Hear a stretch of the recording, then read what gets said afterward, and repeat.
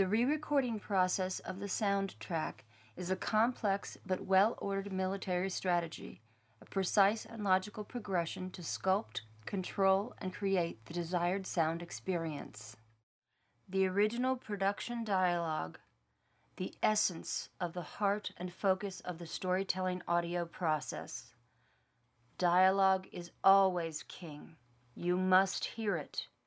This is why the first and highest priority of available pre-dubbing time in the mix is devoted to a quality dialogue track. The ADR is pre-dubbing at the same time as the production dialogue. However, the ADR lines are re-recorded onto separate channels of the pre-dub or are interlocked to its own pre-dub unit, but kept separate from the re-recorded production dialogue for control later on in the final mixing process. The group walla is pre-dubbed, usually not simultaneously with the production dialogue pre-dubbing process. They are kept on their own channels for the same control reasons in the final mix process. In a properly structured dubbing schedule, the Foley tracks will be pre-dubbed, ideally by themselves. The re-recording mixer will bifurcate the footstep cues from the props and cloth movement track. The props and cloth movement will reside either on their own dedicated pre-dub channels or on its own medium roll. One of the most important pre-dubs to be made are the stereo backgrounds. Dialogue cues will come and go, Foley will come and go, sound effect events will come and go, music cues will come and go. The one constant always there, no matter what intensity or what conceptual style, are the stereo backgrounds. The smart supervising sound editor knows very well the value of backgrounds to the sound design process of setting moods and defining an environment, but also the invaluable assistance that a good background pre-dub can yield to assist camouflaging the warts and shortcomings of dodgy production sound. You will want to strategically divide the various sound effect event cues into primary parts, developing controls on specifics where final decisions in audio levels want to be preserved for the final mix. For instance, take the movie Christine, where the car has been deeply designed as the primary character. The author knew that he needed to preserve audio level decisions for the final mix so that John Carpenter could have options without prematurely marrying various components together. Therefore, the author would cut and have only the car engine sounds mixed on Effects 1, or sometimes called Effects A. The author would cut and have only the car tire skids, gravel, anything dealing with tires on Effects 2, or sometimes called Effects B. The author would cut and have only the car mechanicals, undercarriage, metal, anything dealing with the car other than the engine and tires, on Effects 3, or sometimes called Effects C, and so forth. On Starship Troopers, the author had his hard effects pre-dub sessions up to Effects N. During this process, the music composer has been busy composing and recording the score. That session may have been made to a 24-track, even as much as a 48-track system. The music re-recording mixer will make a music pre-dub, mixing the original music session down to a manageable 6-track or multiple of 6-track pre-dubs, like Roughing the Diamond, ready for a final mix. Now everybody convenes to lace up all of the pre-dub units and mount the soundtrack for the final mix. To the uninitiated, this is an illusion. Even though the soundtrack will be mixed into a final balanced presentation, the three primary elements, dialogue, sound effects, and music, are not mixed together on one track. It is still vital to keep them separate, as there always are a huge amount of changes, updates, and revisions that will need to be made, and when you have a note on the music level in one particular area, you do not want to have to remix the sound effects and dialogue just because the note is an issue with the music volume. So, the dialogue pre-dubs, along with the ADR and group walla, will exist on dedicated channels or a dedicated audio medium roll onto itself. The sound effect re-recording mixer will mix the Foley, stereo backgrounds, and hard effects on his assigned dedicated channels or dedicated audio medium roll onto itself.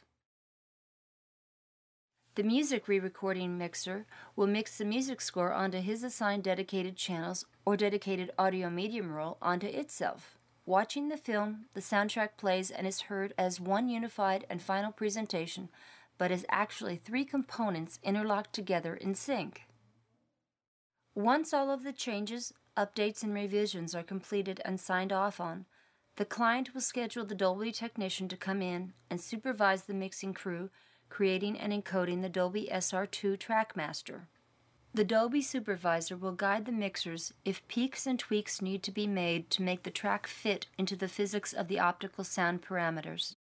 This master will then be sent to an optical sound transfer contractor who will shoot the 35mm optical sound print.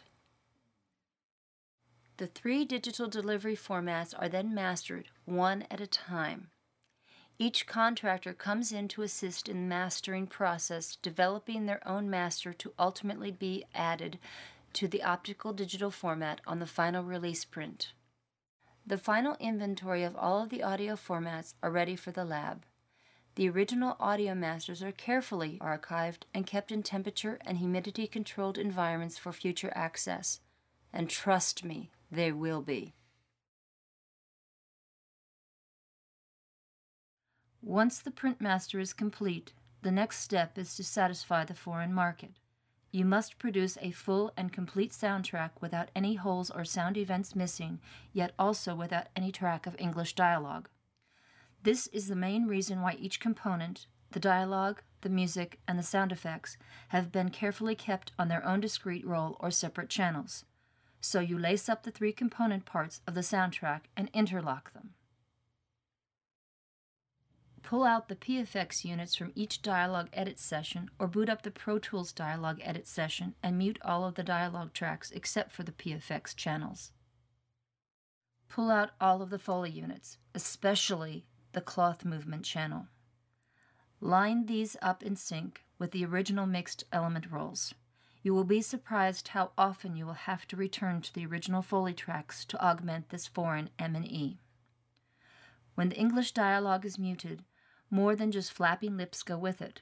Cloth rustle, footsteps, ambient backgrounds, an entire texture disappears. The only thing remaining from the dialogue track is the PFX and Foley that have been carefully produced and/or protected for this M&E process.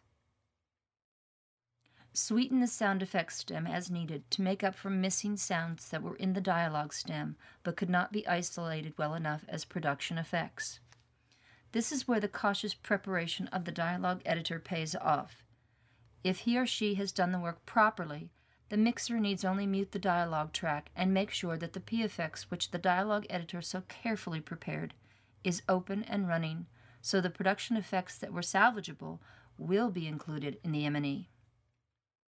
The head mixer, who almost always is the dialogue re-recording mixer, will produce a fresh 4-track and/or 6-track discrete stereo foreign M&E, combining the music and sound effects, ready for duplication and shipping overseas as needed. There is no dialogue on this mix. On a separate roll of stock or on dedicated and discrete channels, the dialogue re-recording mixer will basically make a monaural transfer or string off of the dialogue track. This is for the foreign distributor to use either as a guide track for foreign voice dubbing or to include in the foreign print and use subtitles instead. We have a saying in post-production sound: if you can get it by Berlin, then your M&E track is A-OK. The German film market is the toughest on quality control approval of M&E tracks. One of the harshest lessons a producer ever has in this education of his soundtrack preparation is when he or she does not care about guaranteeing a quality M&E. When an M&E track is bounced with fault found in the craftsmanship, the foreign distributors must have it fixed by their own sound services, and the bill is paid by you, not them. It either comes out as a direct billing or is deducted from licensing fees.